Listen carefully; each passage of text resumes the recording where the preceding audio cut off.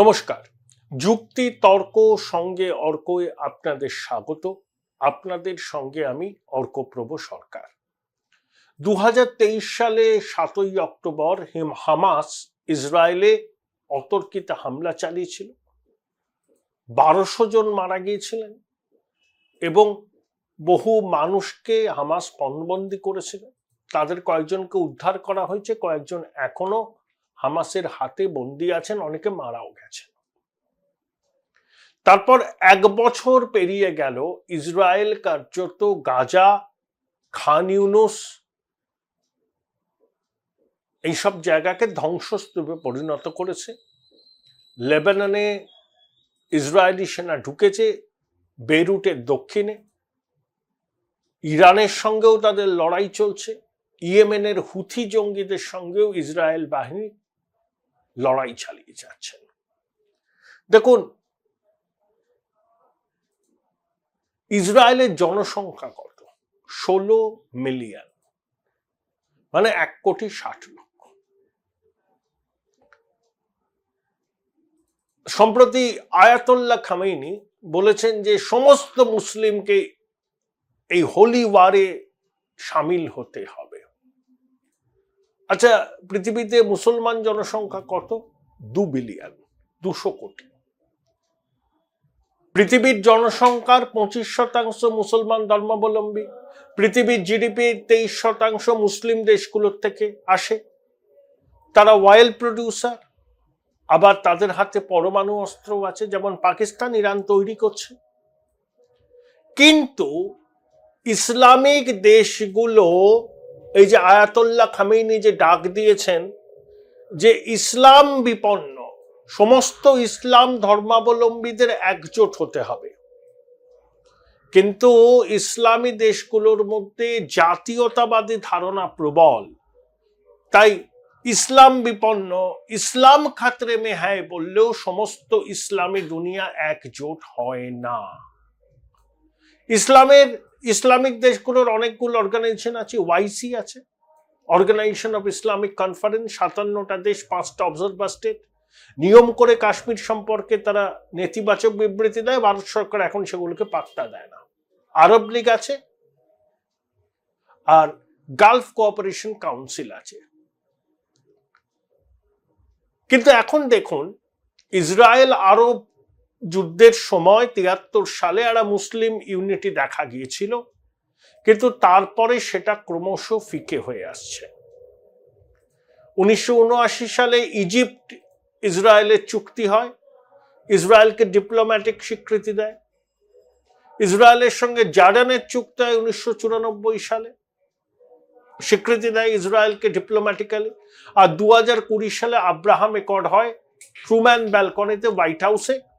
তাতে UAE, Bahrain, Sudan sign করেছিল। তারা প্রত্যেককে ইসরায়েলকে ডিপ্লোম্যাটিক স্বীকৃতি দেয়।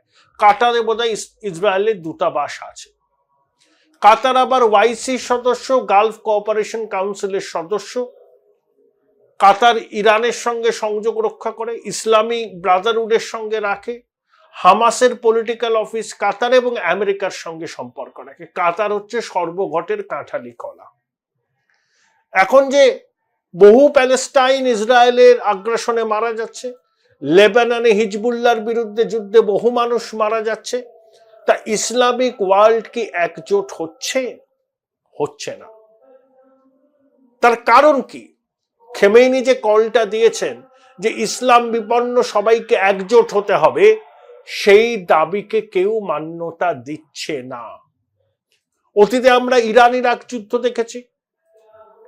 কুয়েতে যখন সাদ্দাম হোসেন দখল করতে চেয়েছিল, তখন আমেরিকার সেনার পাশাপাশি সৌদি সেনা, পাকিস্তানি সেনা সবাই গিয়েছিল। ইরাক ইরানের লড়াই আমরা দেখেছি। হুতিদের সঙ্গে ইয়েমেনের সঙ্গে যখন আইসিসের লড়াই, এই সিরিয়ায় যখন বাশার আল আসাদের সঙ্গে আইসিসের লড়াই চলছে, তখন হিজবুল্লাহ বাশার আল আসাদের পাশে এসে দাঁড়িয়েছে। আবার ইয়েমেনে হুতিদের সঙ্গে দাঁড়িয়েছে হিজবুল্লাহ, আবার হুতিদের বিরুদ্ধে আমেরিকা এবং আরব একযোগে আক্রমণ চালাচ্ছে। Join Indian Institute of Hotel Management now.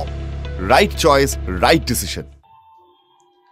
তাহলে পৃথিবীর বহু দেশে ইসলামী সন্ত্রাসবাদের শিকার হয়েছেন ইসলাম ধর্মাবলম্বী মানুষেরা।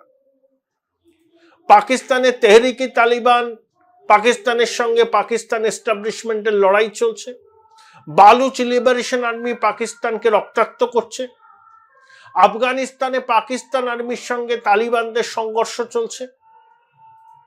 সিরিয়াতে গৃহযুদ্ধ, ইয়েমেনে হুতির সঙ্গে যুদ্ধ। বিভিন্ন জায়গায়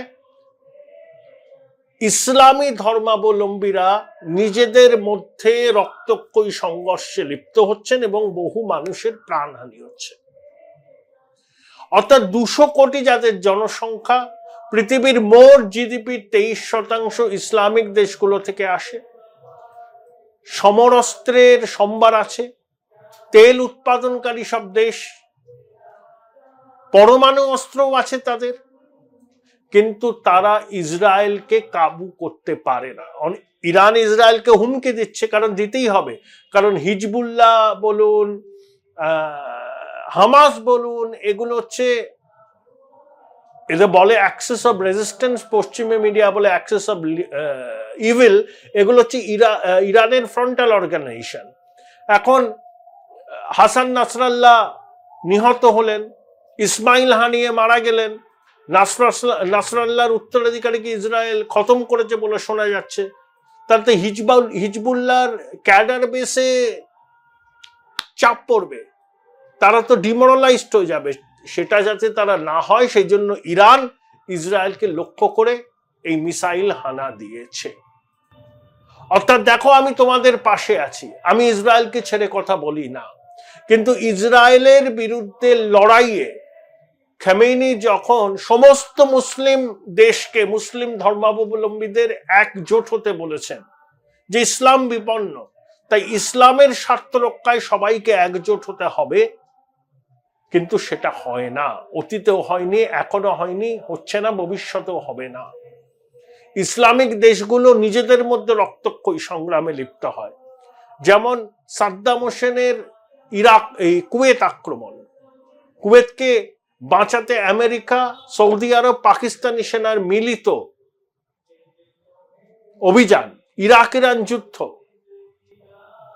সিরিয়ায় আইসিসের সঙ্গে বাশার আল আসাদের সংঘর্ষ, ইয়েমেনে সংঘর্ষ।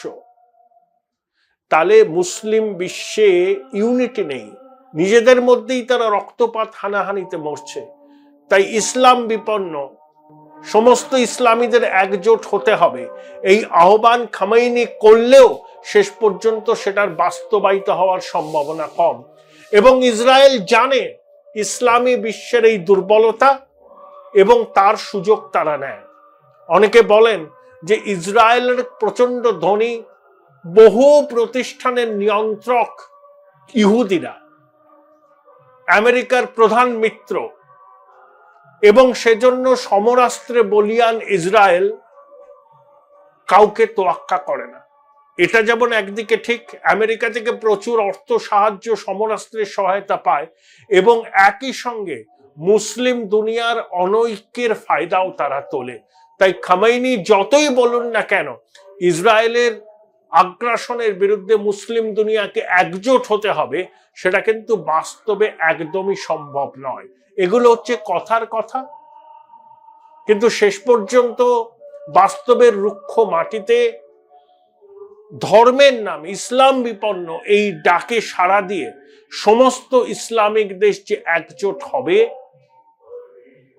সেই আশা কেউই করে না।